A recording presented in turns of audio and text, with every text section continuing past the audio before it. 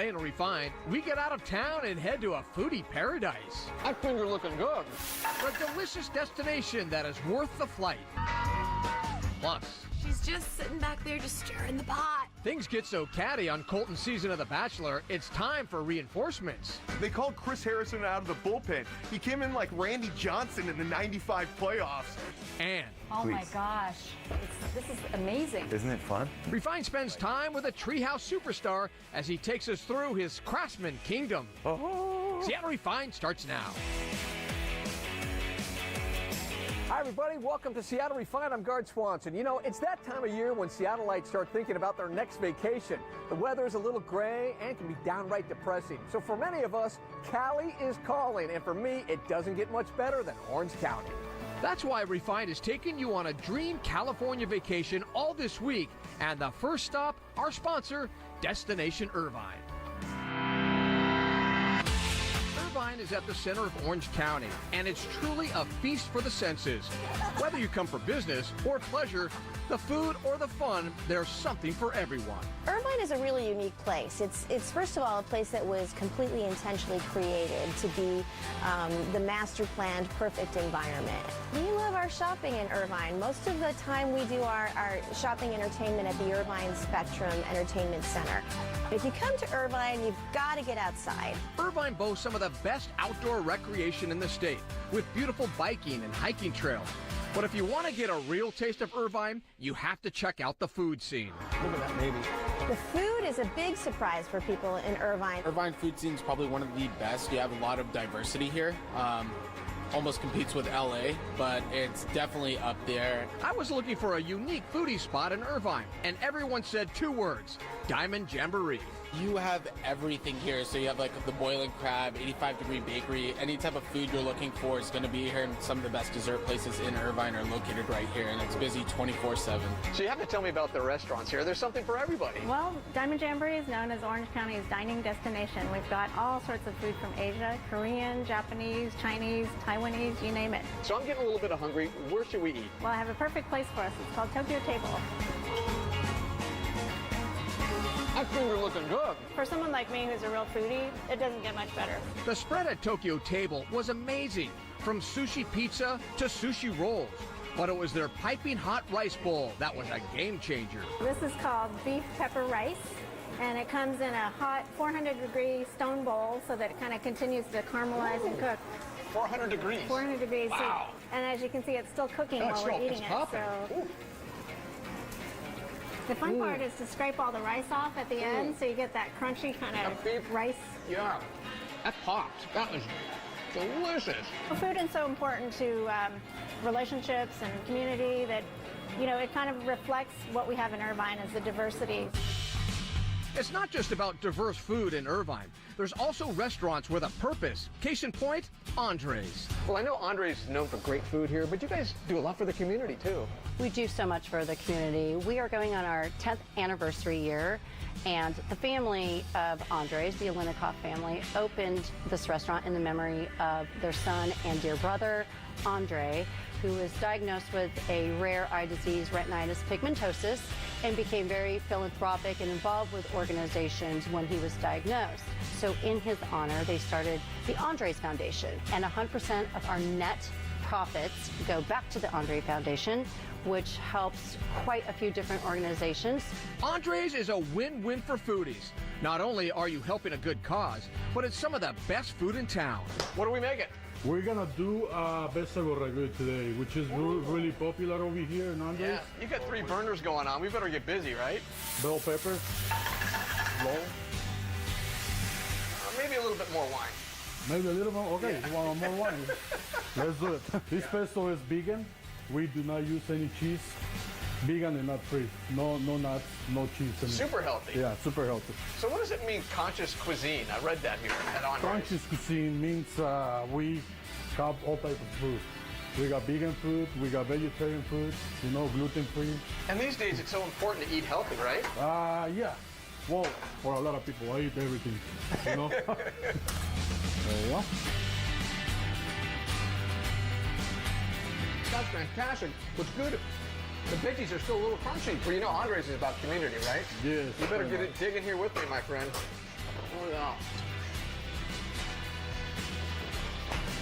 Oh, beautiful. From the food to the fashion to fun, Irvine really is a must-see destination and worth every bite.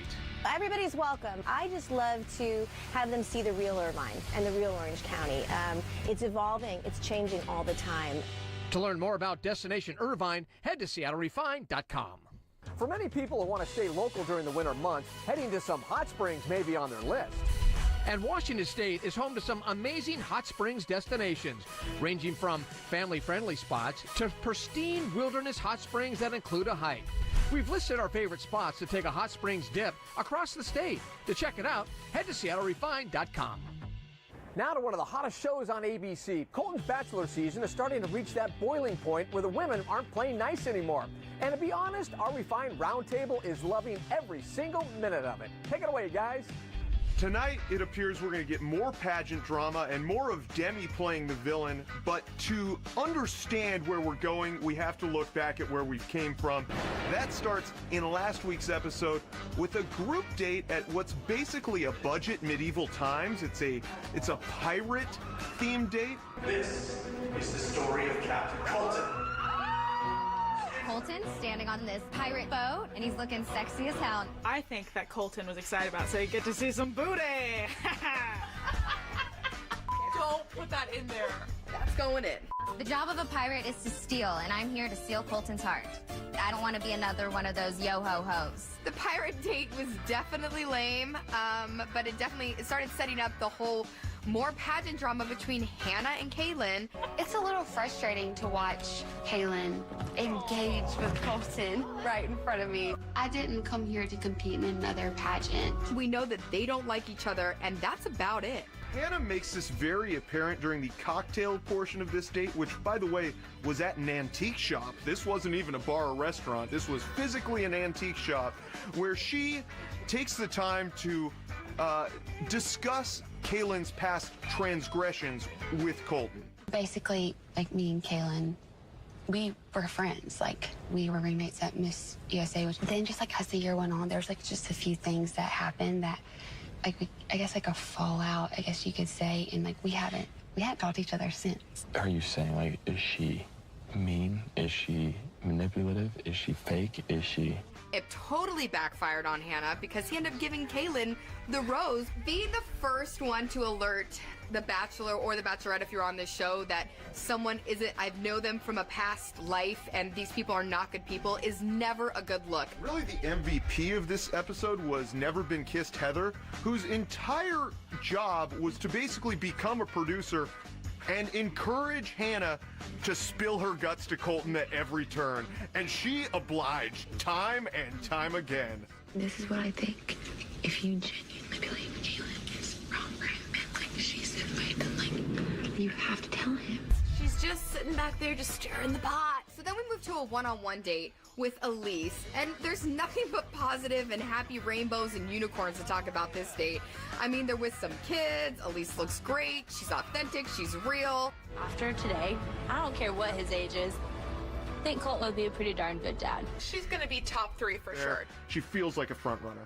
To me, the biggest takeaway from this date was that we got our first weird dancing sequence of the entire show. So then we get our next group date. It's Colton with his shirt off, working out, and all the girls go crazy. Oh my God! He's shirtless! We pull up and Colton is waiting for us topless, which was a really nice sight. So this could either be a time for these women to shine or to suck. It literally is a workout in front of Colton, show us how strong you are date. Quite frankly, a lot of the women on this date are not going to be on the show very much longer. This was the B team, and it showed. The only thing we really got from this group date was that Colton is really in this thing, we like to think, for a legitimate reason, because in this group date, he decides to send Caitlin home. And if I'm being completely honest, tonight, I just didn't feel like that spark was there. But she just wasn't giving him anything. Like, he was basically begging her to tell him something about herself, and she really had nothing to say. I hope that we see more of that, because it was a pretty savage breakup, the fact that it happened just like that, and I appreciated that about him. He knew it wasn't going anywhere, and he just let her go. Just walked her right out to the limo. Honestly didn't expect for me to be in this position. So we finally get back to the house the next day. We're hoping to have a pool party. Let's all just relax and have fun. And then it's when we're really trying to get down to the nitty-gritty of the whole Hannah B. Kaylin beauty pageant drama. So Hannah and I do have like a past, and it's not like an easy, breezy past by any means. I just want to know the backstory so I can know who to root for. The best part for the episode was for me was when Colton needed some advice, so he decides to go in like a green room tent area by the pool and pull Chris Harrison out. Why are you frustrated? I'm frustrated because I like both of them. I don't know, it's just two different stories that I keep hearing. Chris Harrison is like, dude, I'm on a break. You can see Chris Harrison just sitting there in that chair. He's like, dude, I'm about to have a salad. You know, like, leave me alone. They called Chris Harrison out of the bullpen. He came in like Randy Johnson in the '95 playoffs. They're like, we need the big unit. Let's get him out here. I think we have our front runners still, obviously Elise. And I'm still pulling for Cassie. I just have to get that on camera. So we're already traveling the world in Bachelor Nation, going to Singapore tonight, so we'll see what happens. The Bachelor airs tonight at 8 o'clock right here on Como 4. Seattle Refined is just getting started. That is the Fleur de Sel. It's our classic caramel. Oh, man. Refined goes inside a local candy factory to unwrap a sweet debate. So cute. Plus, This is stay the whole trip. Oh my gosh. an exclusive tour of a treehouse getaway with the Pete Nelson.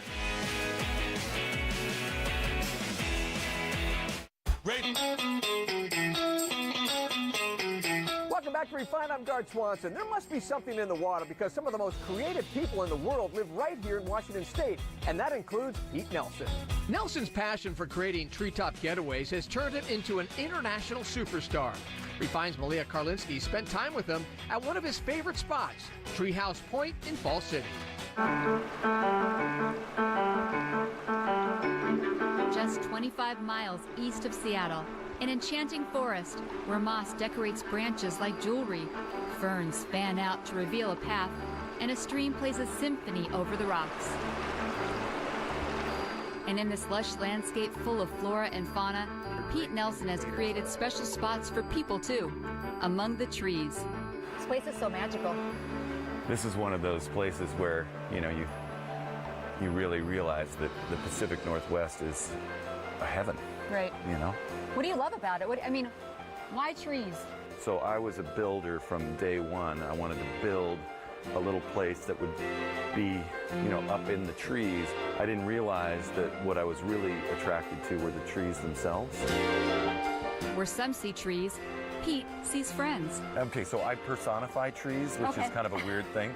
But, you know, like they call me the tree whisperer because, you know, you just kind of talk to them and you scratch them. He was just a kid when he started thinking about tree houses. So we had read an abridged version of the Swiss Family Robinson with a lot of pictures in it. I was just like, oh my gosh. I can't remember if I was 5 or 6, but it was right in that time frame when my dad was like, let's go build a tree house. So like planting a seed, the idea started there. When he was 25, Pete built a grown-up version of a treehouse. It was just like when you were a kid, you go, oh, I'm going to build this treehouse this weekend, and then you build the worst treehouse in the history of mankind. There's going to be... That seed of an idea grew into a sapling when he stumbled upon this property. So how did you get the idea for this beautiful place?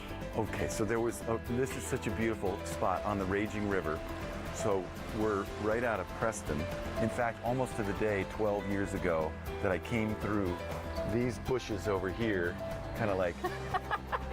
What Pete saw was potential and a place to build tree houses that people could stay in. Oh my gosh, look at this.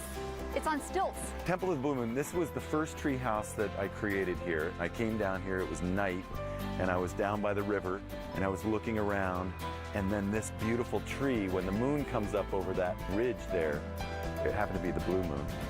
It lit up this beautiful Sitka spruce like a lightsaber. It was just like, oh. And I thought, okay, that's where we're building the treehouse. Over the years, Treehouse Point near Preston has grown to include 6 different houses so far, each with their own unique name and personality.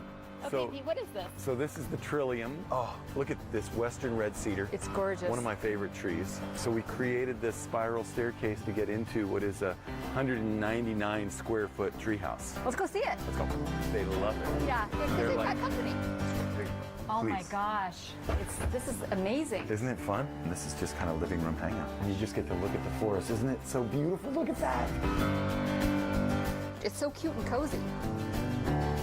Treehouse Point is just part of the business that Pete and his family have built. Besides the B&B, there are books and treehouse plans and supplies you can buy. These gals from California think Pete Nelson is a star. All right, you guys ready? Yeah. 1, 2, 3. So cute. Oh my gosh. This just made the whole trip. Oh my gosh. I'm Pete Nelson, the Treehouse Man. Over the years, this builder has branched out. Hey, besides all these beautiful tree houses here, you're building tree houses all over the world. On TV. On TV, yeah. It's called Treehouse Masters. He's built an empire branch by branch. Healthy forest. But among the trees is Pete Nelson's favorite place to be. Isn't there something magical about a tree house as opposed to just a house? Yes, I mean, there's no doubt that when you elevate yourself just a little bit, that changes the perspective on everything. Malia Karlinski, Seattle Refined. Pete is working on a new treehouse resort and spa in Woodinville. They're hoping to open it in 2020. Coming up, talk about a sweet success. The candy factory that has one of the coolest gadgets we've ever seen.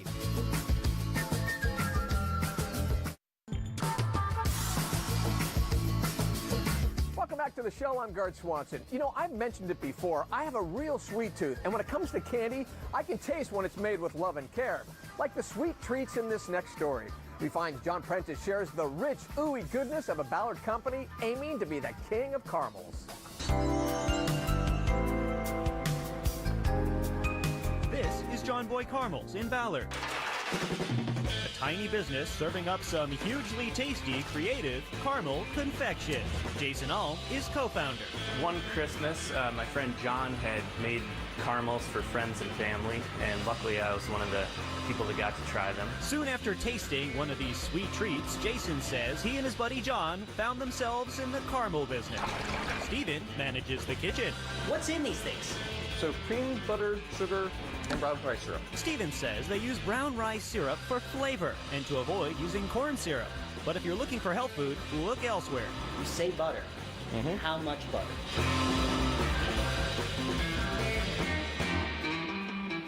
Here's your butter. It's not as gluttonous as it looks. These huge hunks of butter make a batch of about 3,000 caramels.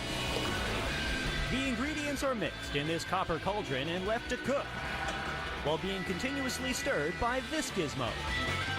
The 200-degree molten caramel is poured onto a table full of tiny molds. They're like ice cube trays, but for candy. You know. We have to make sure we have the salt lights hot, because that causes the salt to stick to it. Opens up those taste buds, allows you to get all the cream, butter, and sugar all in there. Once salted, the caramels are set on racks to cool. And when they're ready, on to packaging they go. So this is our double twist candy wrapping machine that we had refurbished. It's actually a classic English-made machine made in 1966. Although some may consider this machine an antique, it's a relatively recent addition to John Boy Caramels. And before it was here, every caramel was wrapped by hand. Yikes. All done. Can I have one? Of course. So what kind is this? That is the Fleur de Sel. It's our classic caramel. Oh, man. Nice and rich. That's delicious. John Prentice, Seattle, Refined. To learn more about John Boy Caramels and other local candy businesses, head to SeattleRefined.com. Seattle Refined will be right back.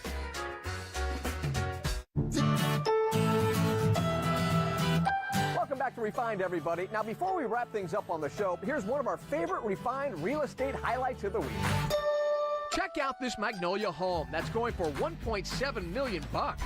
The renovated house comes with a hot tub, fire pit, and a cabana. It's about 2,800 square feet with 4 bedrooms. The sweeping views are worth a second look. To check out the photo gallery and other Refined real estate, head to our website. All right, that's going to do it for today's show. I'm Gard Swanson. Thank you so much for joining us here on Seattle Refined. We'll see you next time.